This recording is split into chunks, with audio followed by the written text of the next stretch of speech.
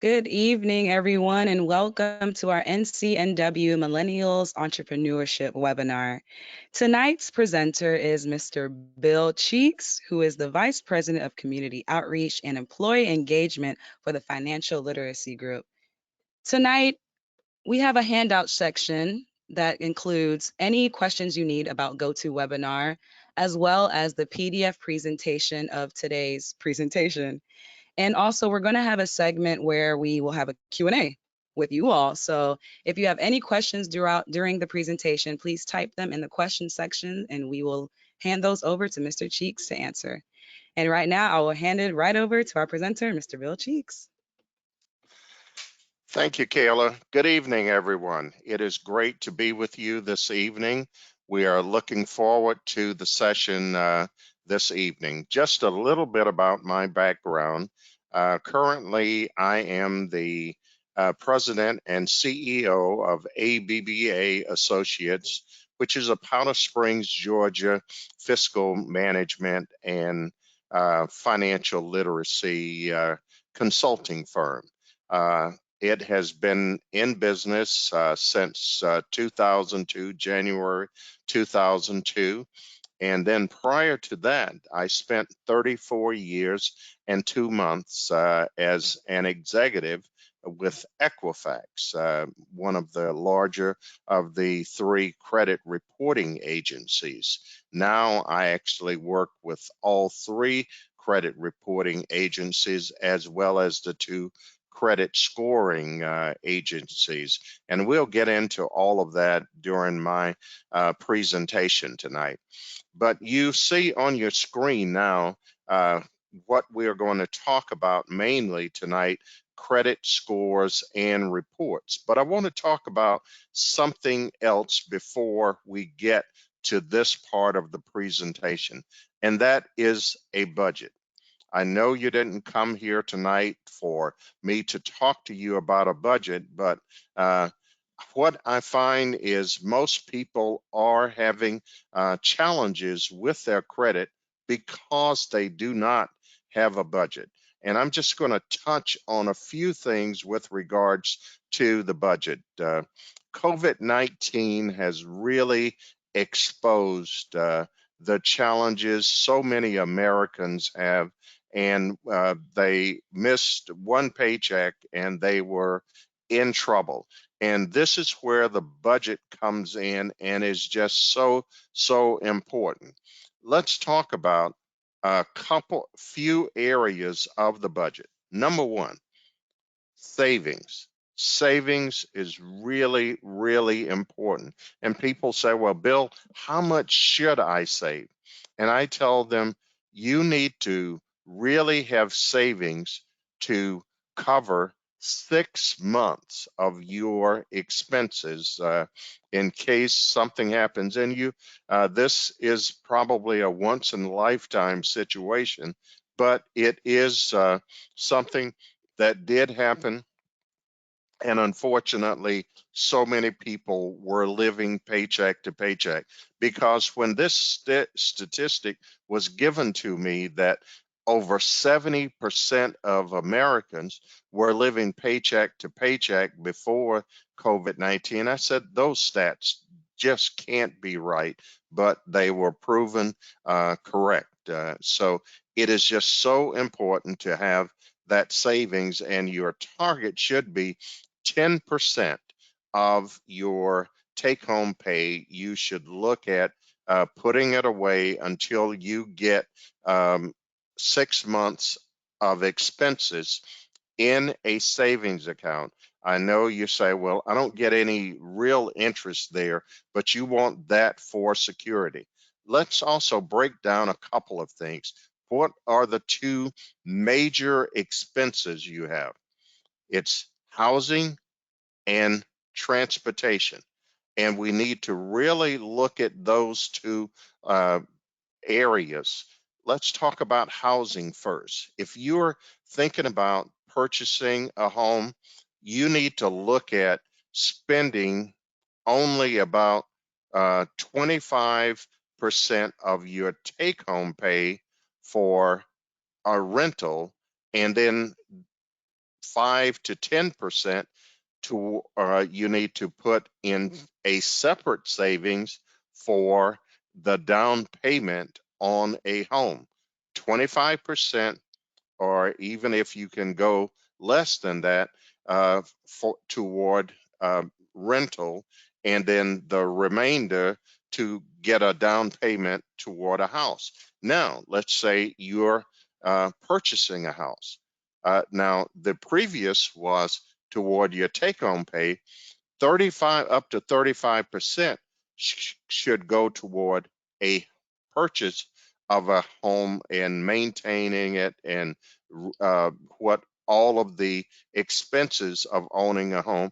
But that's towards your gross pay, and here's why that's gross versus the net. For renting, you can write off certain expenses as far as a home if you're purchasing it, whereas you can't write off the rental part of it.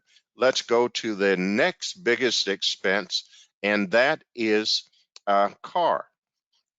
Uh, if you own a car or cars, you should look at a maximum of 15% of your take-home pay as far as the cost of the installment loan that you get on the car, the insurance on the car, the maintenance of the car, the gas and oil and all of that as far as the car, and if there are any taxes or anything you need to um, pay on an annual basis, because those are the big expenses you have. And of course, you really want to um, look at credit card debt and all of that, but I'm not going to get into that piece. I just want to talk about savings, the uh, cost of housing, and then the vehicle. So I want to start with that and just emphasize this is the key area that I want you to focus on so that you can do a great job in the credit report as well as credit score, which I'm going to touch on now. Tonight's workshop, we are going to explore the importance of credit scores as well as reports. The credit report is what happens to generate the credit score. We're going to learn how to access information about your credit score and report. We're going to discuss strategies to build and improve your credit report as well as credit score. And we're going to identify some things that are really happening now that are really concerning to me about all of the scams out there that companies and organizations are doing to try to get your money, and don't want you to lose out because of these scams. So we're going to get directly into it. What is a credit score? A credit score is a three-digit number rating that tells lenders how likely you are to repay the debt. And those score ranges both in FICO as well as Vantage Score, 300 to 850. Now, there are hundreds of credit scores, but we're going to talk about the one that is most used, and this is the FICO score, which is going to be described as we move through this presentation tonight. Um, Everybody wants to know what's the number, but I want you to think about something else other than the number. What does that number represent? When I go into classrooms before COVID, I would work with students and I would bring them up in front of the class and I would give them a number. I would give students a number of 0, and then I'd give them a number of 550. I'd give them a 630, give them a 670, 730, 775, and 810. And then I would ask them, what would cause a person to get these different numbers. And I'm going to elaborate on that as we go through this presentation tonight. But let's just look at this. 579 and below, according to FICO, that is a poor credit score. I differ with that a bit in talking to creditors. With them, they say, Bill, really 600 and below is a poor credit score. But then we go to what is a fair credit score? 580 to 669. And I can see that a little better uh, as a fair credit score. Then we have 670 to 739 as a good credit score. I really see that a little more at 700 to 749 as really the good credit score. I want you to get to that 700 level. And then 740 to 799 is a very good score. And then 800 to 850, that's an exceptional credit score. You may ask, well, Mr. Cheeks, what is your credit score? I just got my credit score. I get it on a monthly basis.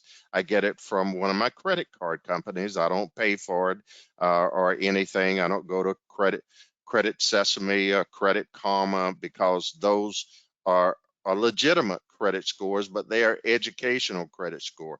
The credit score that I get from my credit card company, that's a score that they would get if I was applying for credit with them. So it is based more on a business calculation rather than an educational application. So my credit score ranges anywhere from about 830 to 850 every month. Some months it's 840, but I don't worry. A lot of folks said, well, I want an 850. I said, you see this range, 800 to 850 is an exceptional credit score. I said, if you are there, creditors are going to want to do business with you. They are looking for people who have this type of credit score. Let's talk about strategies to build credit.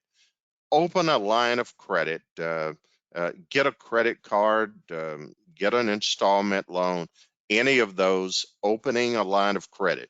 Request that your payment history be reported. That normally is not something that's needed unless you're dealing with a small retailer or something like that. But all of the major companies, they normally report to all of the credit reporting agencies unless you are dealing with a small credit union, maybe even a small bank, but even most of those now are doing that. Now, here is one I want to elaborate on. Open a joint account. Now, if you open a joint account that you are responsible for, that's okay. But if you open and co-sign a joint account that somebody else is responsible for making the payment, then you are putting yourself at risk. I'm not big on that. You're going to hear this over and over and over tonight from me, and that is pay your bills on time and in full. These are credit card bills that I'm talking about here. Never, ever, ever miss a payment on credit cards or any other bill. It is really, really important to your credit score. This tells a lot. Let's talk about, I want to give you an example now. A tale of two friends, Anna and Bella. These young ladies have been friends since they were in middle school. They both own cars now and they are adults, have steady incomes to pay their bills. Yet one, Anna, has a 530 credit score, while Bella has a 700 credit score. And you just saw the slide a few minutes ago, so you know who has a good credit score and who has a poor credit score. Anna and Bella decide to buy a house in their childhood neighborhood. One can get their house with no problem. The other one cannot get their home. So this is how the credit score really, really works, because the credit score impacts the loan. It also, which is the interest rate, also the insurance premiums are higher. And this is especially true when you are purchasing a vehicle. The insurance companies really look at your insurance score when you are making that purchase. Here are the big three. Experian is the largest of the three credit reporting agencies. It's a UK-based firm. Its US headquarters is in Costa Mesa, California. Equifax is headquartered in Atlanta, Georgia, and TransUnion is headquartered in the Chicago area.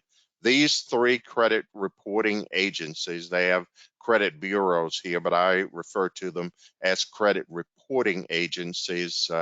They also use FICO scores to calculate their scores that they provide to many of their lenders, but they also use a company known as VantageScore.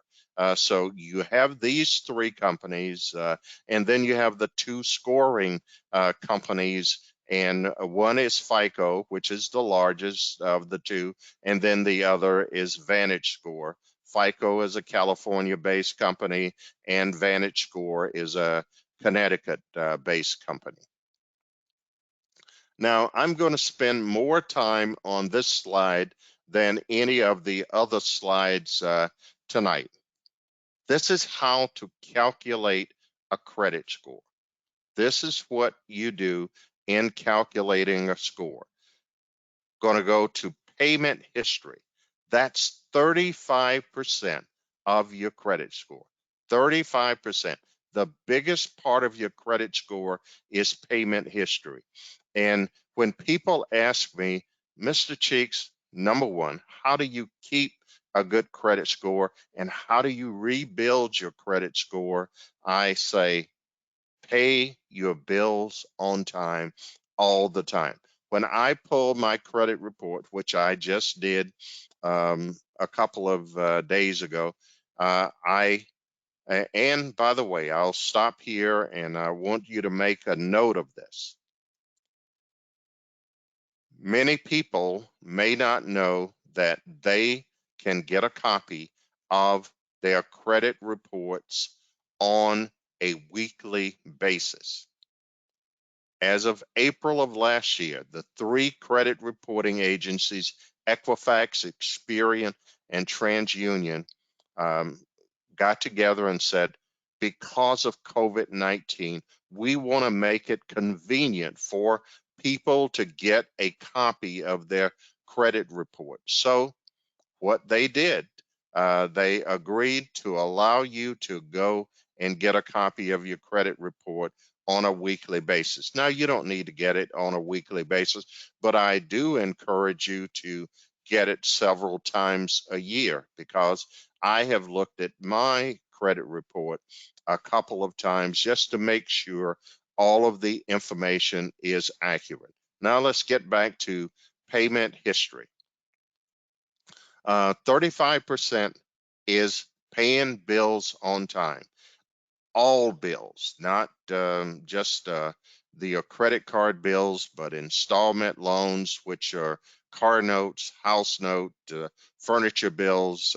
Those are bills where you pay a fixed amount over a period of time, could be 3 years, 5 years, 6 years, with a house, 30 years.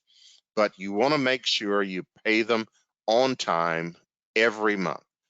Missing one payment can drop your credit score 50 to 100 points. So you really don't want to do that. And then if you think, okay, well, I'll just make it up next month and pay and catch up, will that bring my credit score back to what it was before? No, it won't. it probably is going to take you 9 months or more to rebuild back to where you were if you make the payments on time. This is why with COVID-19, I have encouraged consumers in all of my presentations to do this. That is, make sure if you cannot make your payments, get in touch right away with your creditors. Because of the CARES Act, creditors are really much more lenient now. Believe it or not, the credit scores have gone up last year, and this is because people have gone to their creditors, and their creditors are not penalizing them as much as far as showing late payments because people have made arrangements. So it's really, really important to get in touch with your creditors, let them know what your situation is, and then keep the agreement that you have with your creditors. Also, let's talk about credit cards. They actually help your credit score if you use them properly. And these first two areas, amount owed as well as payment history, really can assist you with credit cards if you manage them properly. So it's really important, again, pay bills on time all the time. Let's go to the second largest part of your credit score, which is amount owed. Uh, Unfortunately, so many younger people have a challenge with something in this area that, again, the CARES Act is helping, and that is student loan debt. Uh, you know, a lot of people have some high student loan debt, and then they have credit card debt and all of that. But I want to focus more on how this hampers your credit score. For instance, debt is going to lower your credit score. Um, they look especially at credit card debt. So you ask, how did I keep a high credit score? I have credit cards, but here's how I handle credit cards. Number one, I have high available credit on my credit cards, and I charge very little on my credit cards, and I pay balance in full on a monthly basis. It is really, really important to pay balance in full on a monthly basis on your credit cards. And if you are not able to now, that's what I want you to work toward, because that's what's going to really help you with your credit score. You hear people say, well, don't charge any more than 30% of your available credit.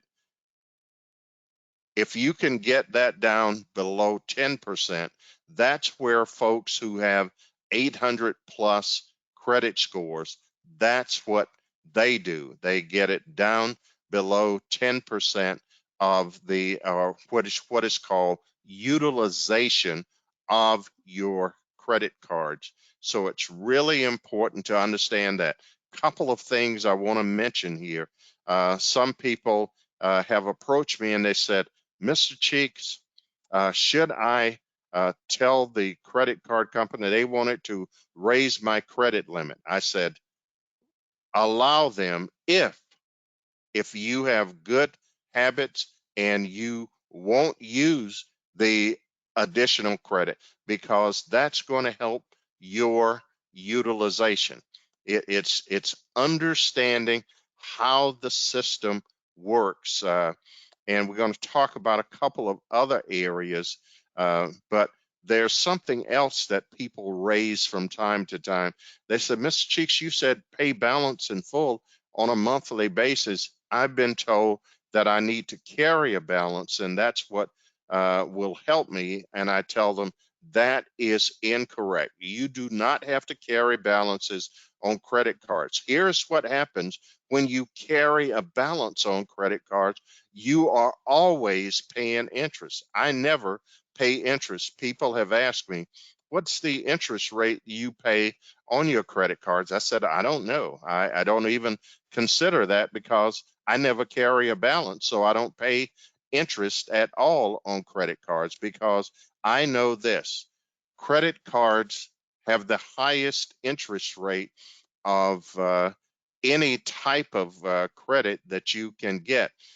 You buy a car, you can get as low as 2.5, 2.9. You can buy a house and you can get 2 to 3% interest on a house, but credit cards, the average is a little over 15% that you're paying on interest there. So that's really a very profitable business if you don't know how to manage your credit properly. So make sure you keep your balances, you know, pay balance in full on credit cards, and don't get into a whole lot of debt. Now, if you're buying a car, know it's going to lower your credit score for a while, but over time, if you pay in full and not pay in full, but pay the regular amount on a monthly basis, it's actually going to help your credit score. Next area is length of credit. That's 15%. Questions are raised here to me about credit cards. Well, Mr. Cheeks, I don't use this credit card. I've had it for 15 years. I want to close it out. I said, wait a minute. Let's think about this. You have 15 years of good credit history. You see what percent of this is contributing to your credit score.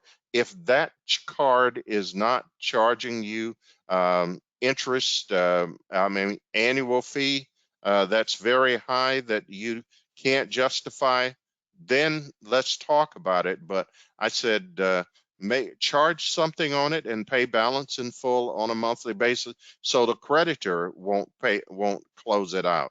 All of the credit cards I have, I pay charge something on them every couple of months, or in some I charge on every month. So that's just a lesson in how to use them. Let's talk about the next area: types of credit. You want to have a mix of credit. By what do I mean by a mix of credit?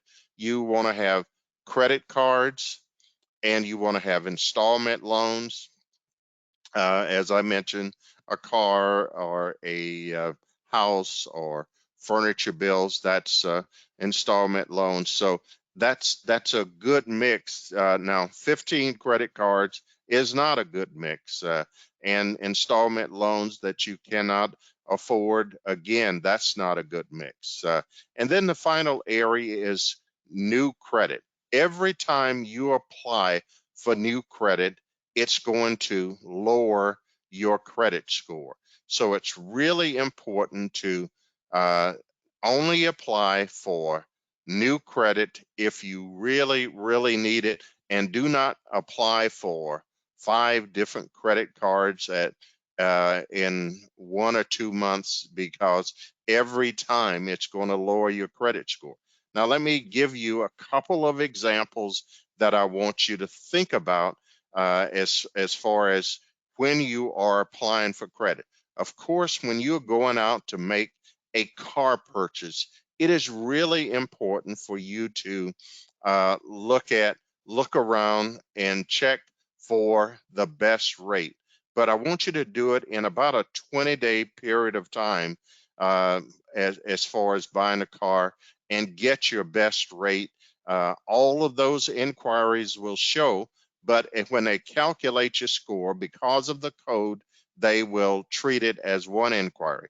Same thing happens if you are getting a mortgage. Same thing applies if you're getting a home equity line of credit, or the same thing applies if you are refinancing. So look at that particular area. I know I will have some questions on this area, so I will make sure I save time for you to ask that.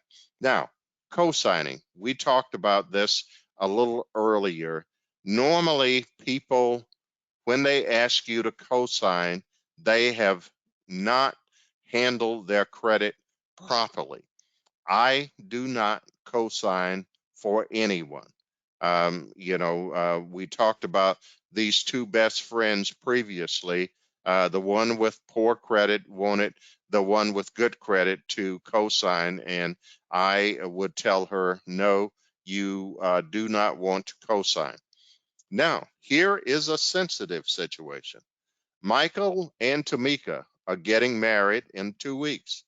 They are thinking about merging their finances by opening a joint account, checking account, and applying for a joint credit card. Tamika has good credit and Michael does not. I don't know why it is that the guy is always the one with the poor credit.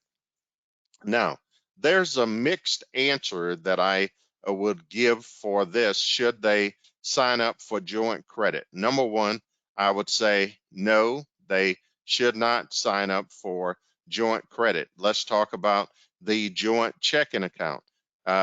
Only if Tamika agrees to manage the checking account. So just wanted to share that. I don't want to spend a lot of time because this is one where there can be disagreements. And I usually get this when I'm presenting these webinars in seminars in person.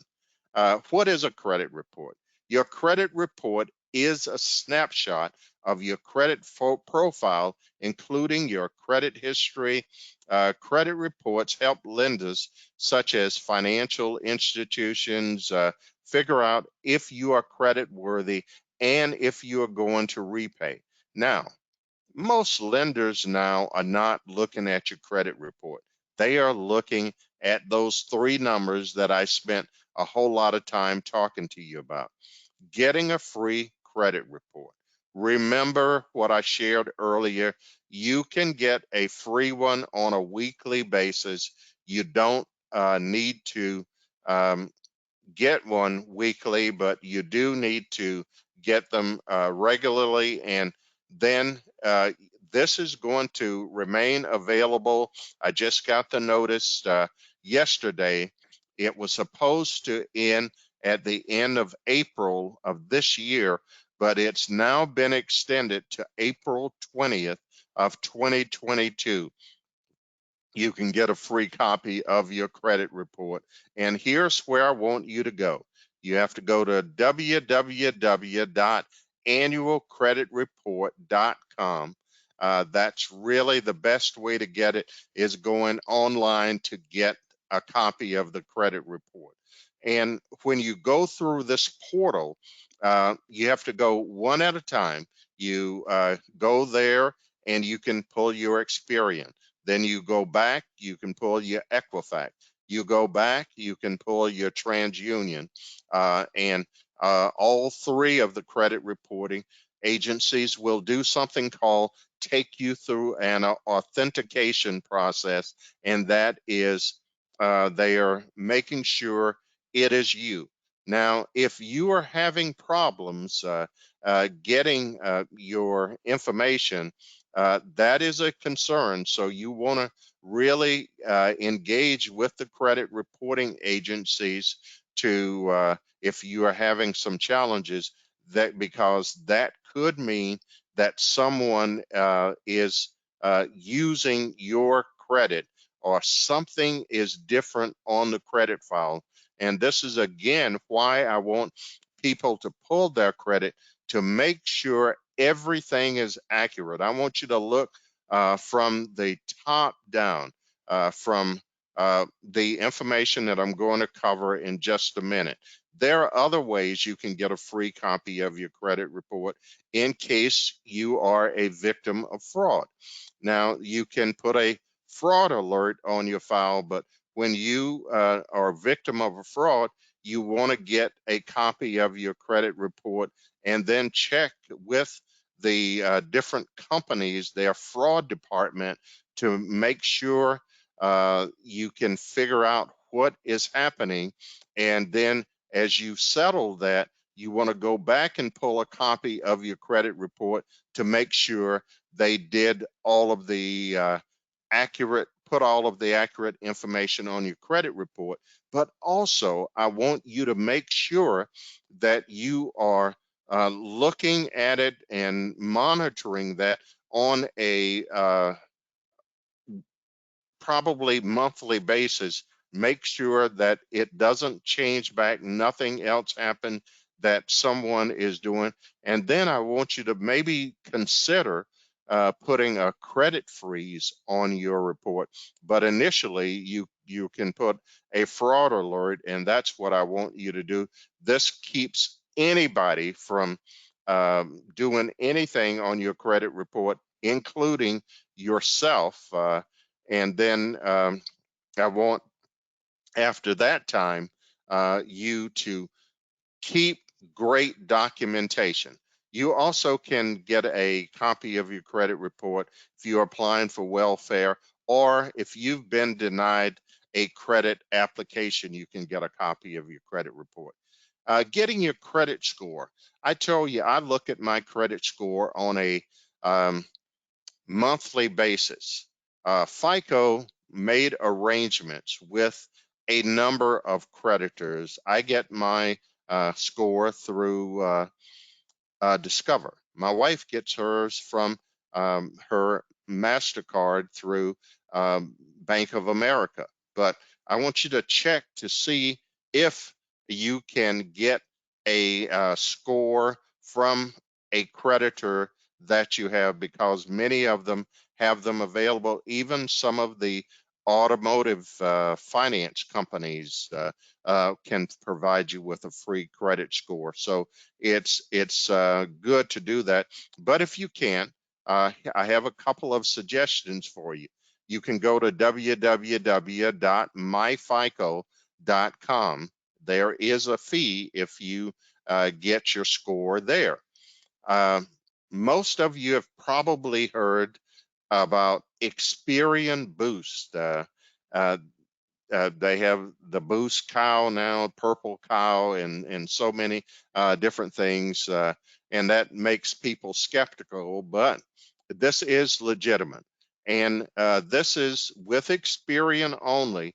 You can go to www.experian.com/boost, BOOST, and what they will do is not only give you your credit score, they will also allow you, it's a permission-based uh, uh, site where you can add utilities such as your electric bill, if you have a home phone, if you have gas bill, if you have cell phone, any type of utility or what is called alternative data, you can actually add that to your Experian credit report. And then what they do after that is they actually show you what your score is after adding what we call these trade lines. So that's good. And then they provide you after that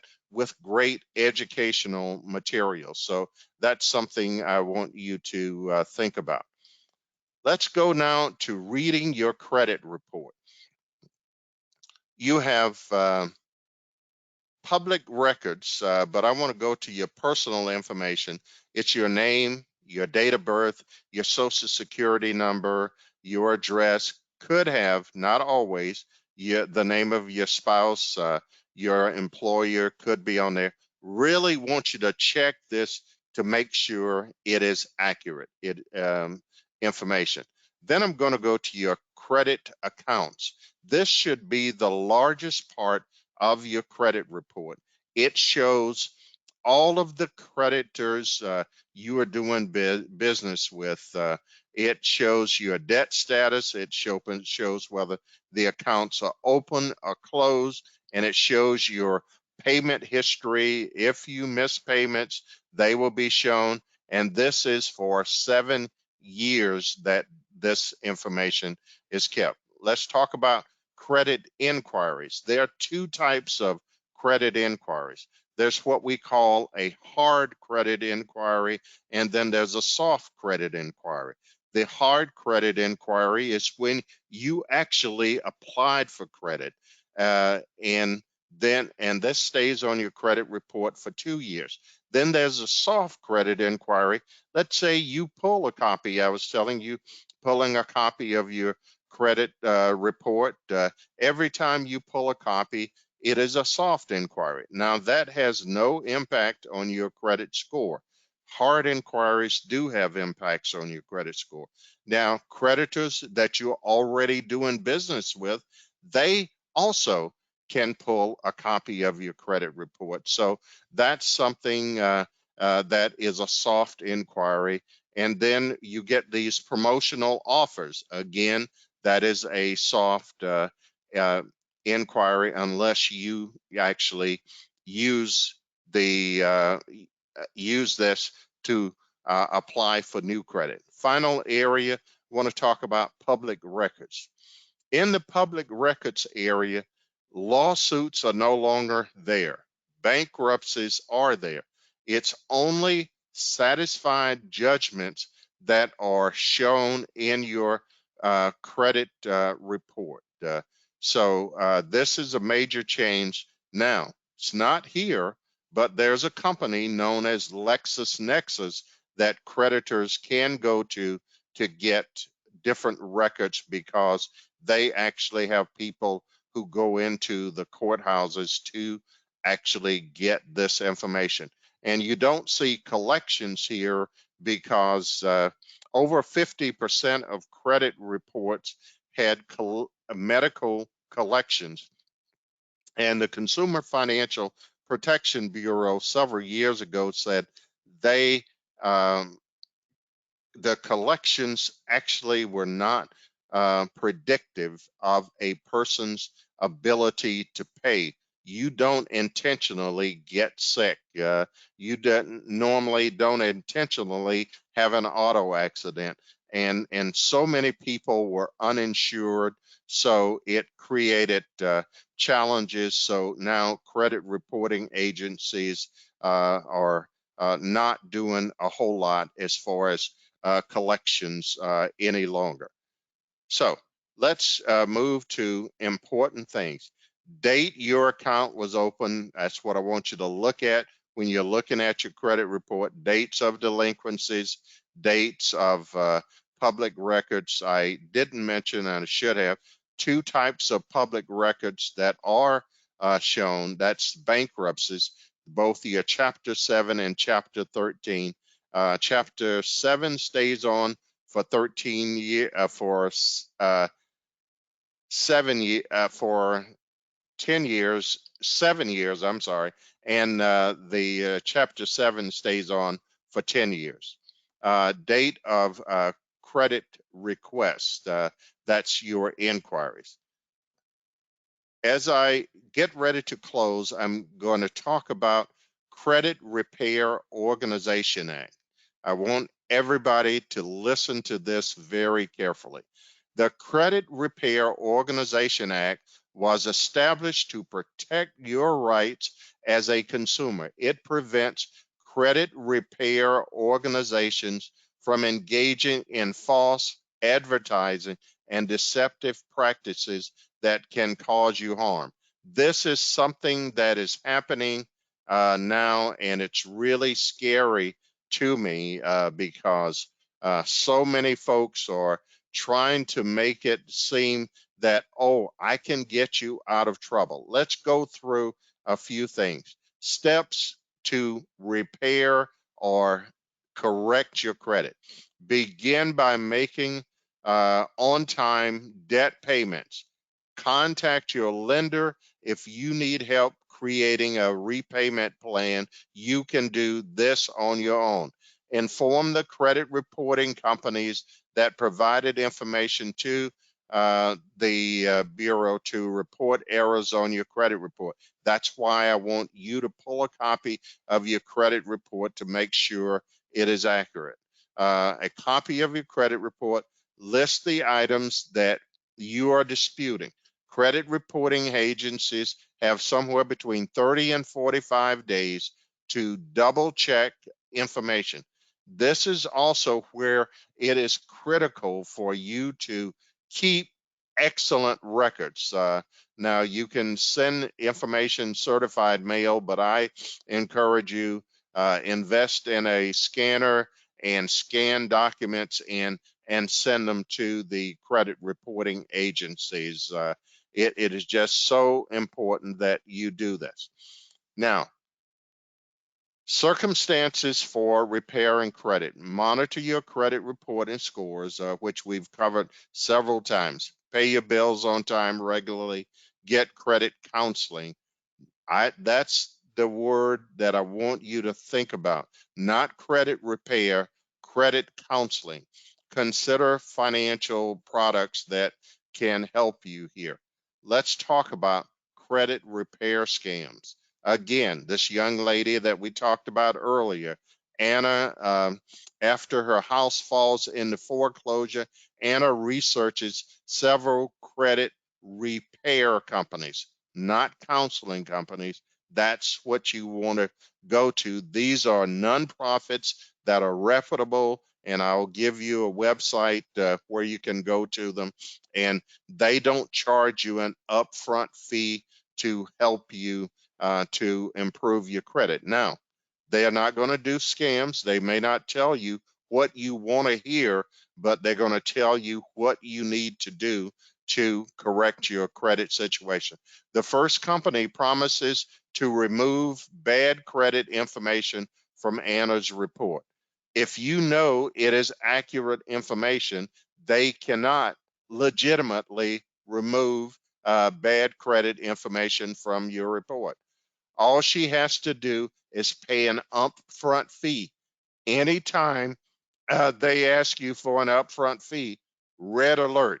Anna is worried about her bad debts, but the company assures her that it can scrub all negative information from her report. No, they cannot. And they are doing all kinds of crazy things. I just spoke to a CEO of one of the major credit reporting agencies yesterday, and he was telling me about all of the things that these credit repair companies are doing, but they catch them in the credit reporting agencies. So these folks have paid money, and it's not going to do what they told them it was going to do. Also, the company also advises Anna not to contact the credit bureaus directly, since that will negatively impact their efforts. Never, ever let anyone tell you not to contact the credit reporting agencies. These are all red flags. Let's go through some other things. Red flag, a request to pay up front fees for credit repair service, a promise to scrub all negative items, a promise to scrub or alter legitimate information, a warning not to contact your credit reporting agencies. These are all scams that you need to avoid. Other signs of credit repair scams: asking for a signature on blank paperwork, credit profile number scam, changing your number, also fake social security scam. These are all things you want to stay away from.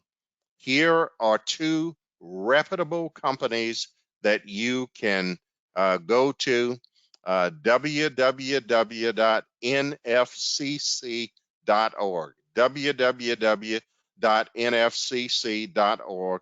That's the National Foundation for Credit Counseling. I was on a webinar yesterday with one of the senior officers with this organization. And then the Financial Coaching Association of America, www.fcaa.org.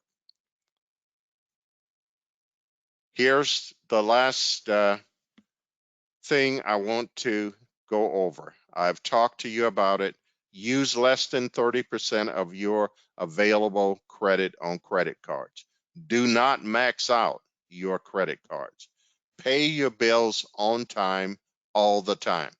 Pay off your credit card bills each month in full if possible. Pay off your loans on time. Do not apply for multiple loans and credit cards at the same time. Make a financial plan or debt management plan to reduce debt. Create and follow a monthly budget. That's why I did the budget piece in the beginning. Review your credit report for accuracy. Again, you can get a copy of your credit report on a weekly basis up until April 20th of 2022, and you don't have to get it every week. I don't even recommend you getting it every week, but quarterly, it would be good to look at your credit report and go to www.annualcreditreport.com and then go to the 3 credit reporting agencies. And finally, I hope I've shared information today that is beneficial to you. And it is important to review your credit report, as I said, through annualcreditreport.com. And I've talked to you about your credit score, how to get it free, and just the credit scoring agencies. You should always pay your bills on time, as we have talked about over and over again. And if possible, to repair bad debt by managing your debt and your credit responsibly. I hope this presentation has been beneficial to you. I appreciate all of you staying on. And now, Kayla, I'll open up for questions. All right, that was a great presentation, Mr. Cheeks. Thank you. So, we have a question from the audience. Can you explain the percentage amount you should spend and save per paycheck on a home and car again? Thank you. I didn't say percent as far as a home, but the car, but the car you want to have, excuse me, you only want 15% of your take-home pay for the car payment, the insurance payment on the car, the repairs on the car, gas, everything to do with the car should be no more than 15% of your take-home pay. Now, as far as the home, if you are buying a home, 35% of your gross income maximum should go toward everything involving the house. But if you are interested in buying a house, you should spend no more than 25% of your take-home pay. Now, if you own a house, it's on your gross because you can write off. But if you are renting, it's on your net income, the income that you take home. 25% should go toward your rent.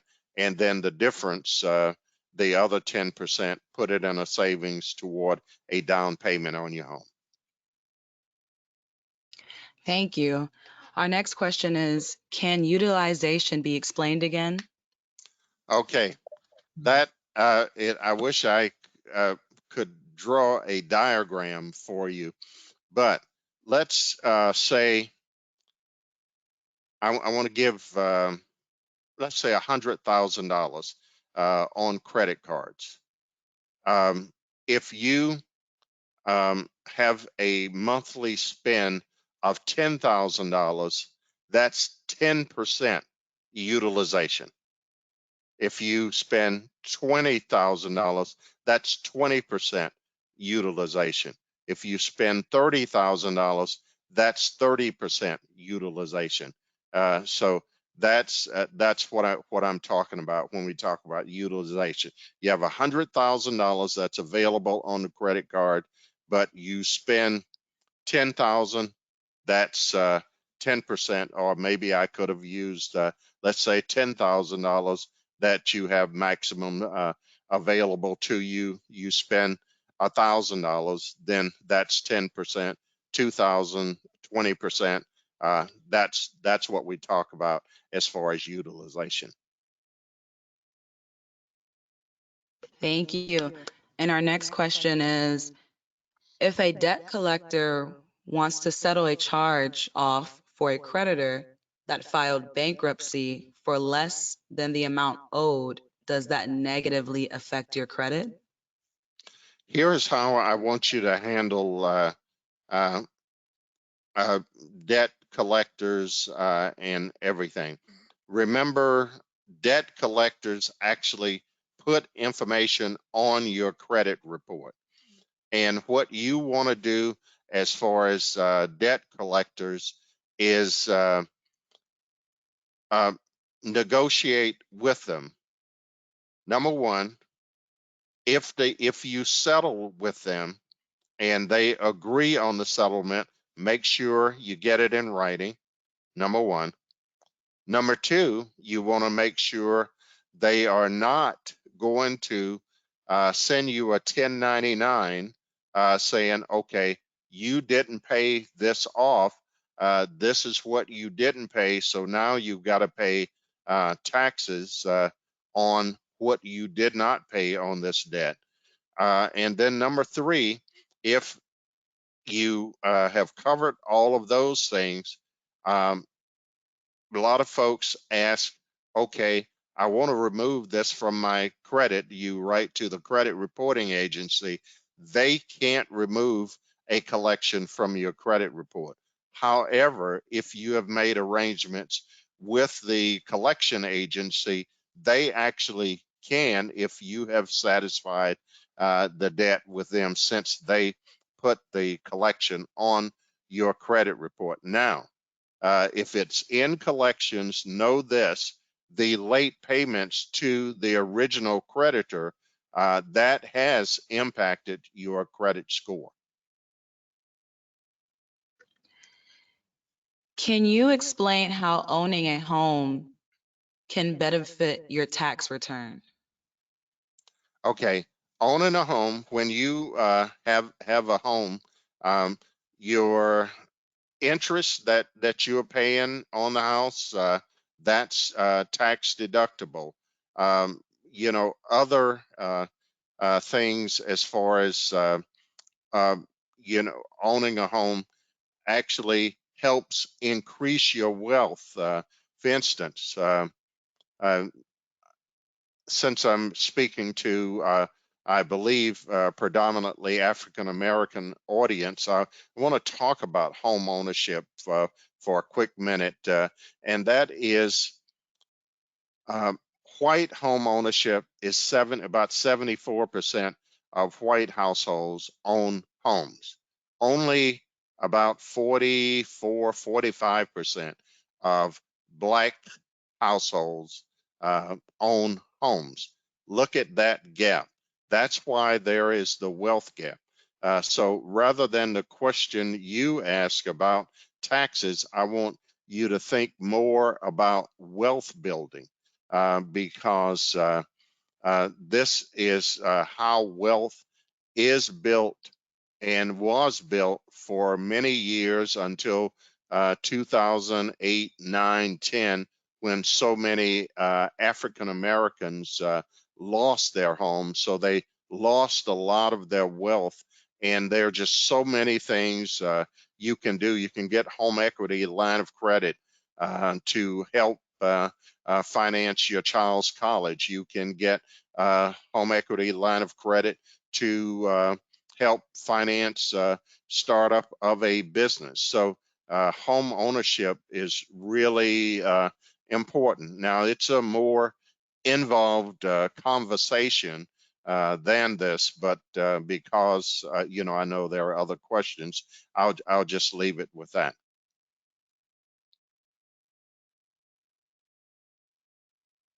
How can the credit card companies raise my interest rate if I've paid my bills on time? What can be done about that? Uh, you can challenge them.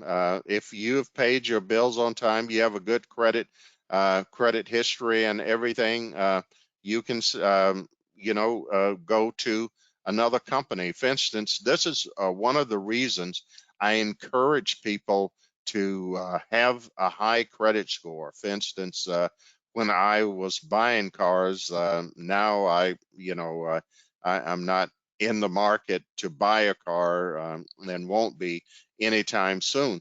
But I'm able to go in and negotiate on the interest rate. And again, on credit cards, as I told you, I don't really look at that because I know I'm going to pay balance in full on a monthly basis. But you can actually uh, uh, shop around for the best rates and everything, as long as you do it in that window to get a better rate. But if you have good credit, I just want to say, if you have good credit, you are going to be solicited. You don't have to really go out and look for better rates. They are actually going to solicit you. That is a big business on the part of credit reporting agencies. Companies come to them and say, I want uh, a to see the consumers that have this particular range of credit scores, and they won't give them your credit report, but they have a general idea of what your credit score range is, and they actually provide that information to the credit card company. So if you are paying your bills on time, you're probably going to get solicitations. I just didn't get any today, but yesterday I think I got two or three solicitations for credit cards. I get them on a regular basis every week, and so does my wife.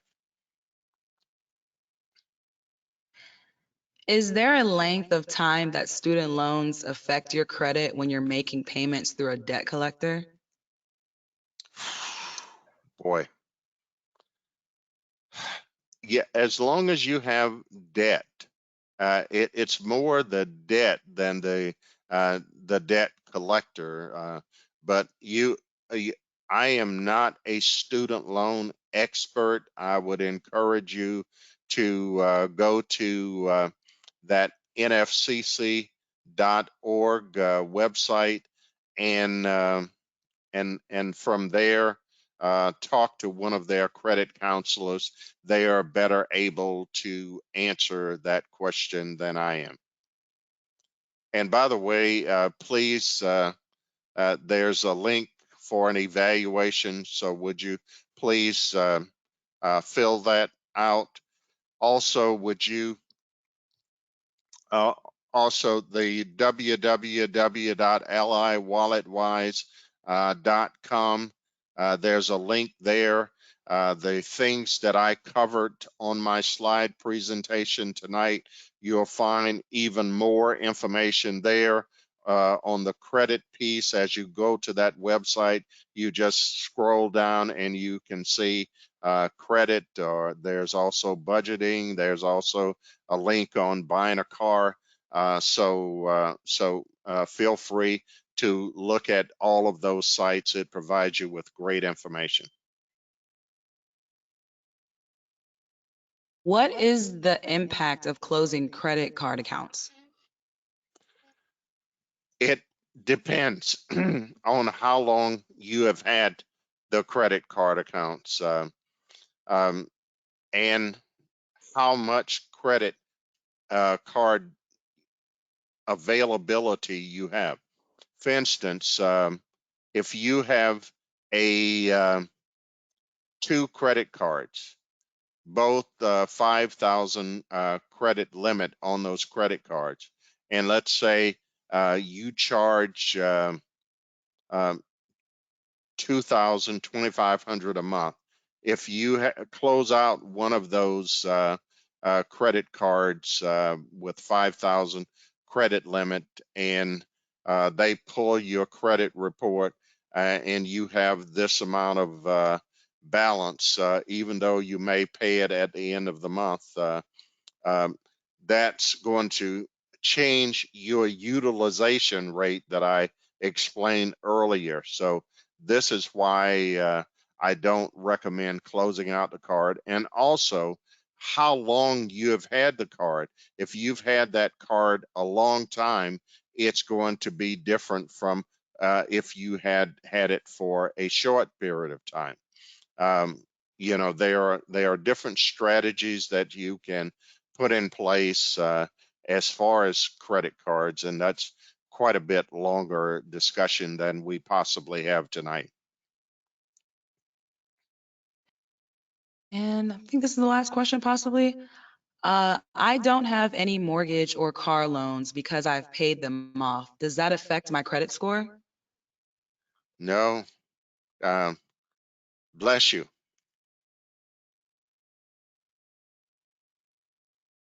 That you're good. I don't have mortgage or car loan, and you see what my credit score is. How do you save 6 months worth of expenses when we have expenses and can't save that much? What are your suggestions? Okay, there's a guy in your area by the name of Lou Hutt. He's a lawyer and CPA, and he's on every week. I'm in the Atlanta market, but we get him down here. He's on Sirius XM 126. And one of the things he emphasizes, and uh, he talks about a side hustle. Um, we all have talents. I've had a side hustle all of my life, and don't do it really as much now because I'm retired. I just do seminars because it's something I enjoy doing. But think about your talents, and what kind of side hustle you can do to help supplement your income so that you can get to that point. Is it good to take advantage of zero interest credit cards to transfer balances? Yes,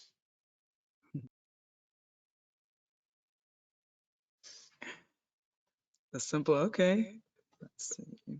you expected me to say some more, right? Simple answer, yes. um,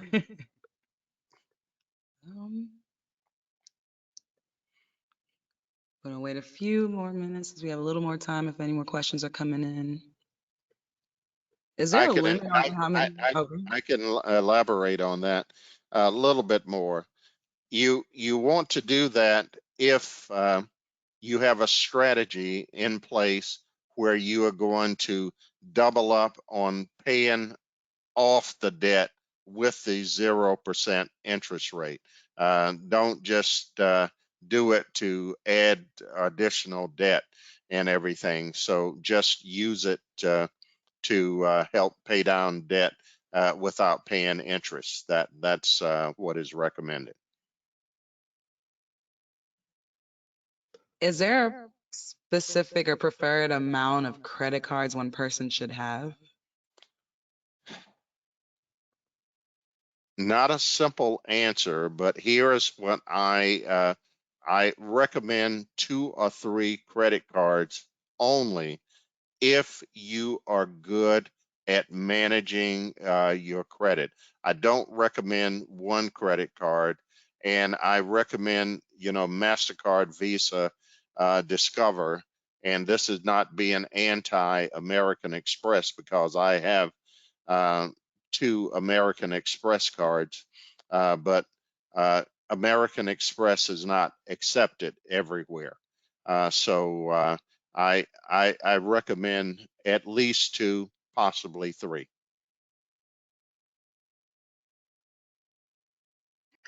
What is the name of the attorney you mentioned that is on the internet providing advice? If you could repeat that again. Lou, Lou, Hutt, Hutt. and he's on Saturday mornings and afternoons on Sirius XM 126. It's the urban radio. He does an excellent job. He's there in the Maryland area. I know people are on from across the country. Wow. Yes. It is, look, oh, someone asked about evaluation. The evaluation is pasted in the chat area for everyone asking for. I will post again. And it looks like the questions have dimmed down, Mr. Cheeks. Okay, well, good. Well, thank everyone, and Kayla, thank you. I enjoyed working with you tonight, and maybe I'll be back again next year. Thank you. We hope so. And we thank you all for attending. You could find this webinar on NCNW's YouTube after we end today. And please look out for more of our webinars on our socials, NCNW_HQ, or on our website, ncnw.org. Thank you again, Mr. Cheeks, and thank you all for attending. Thank you. Good night, everybody. Good night, everyone.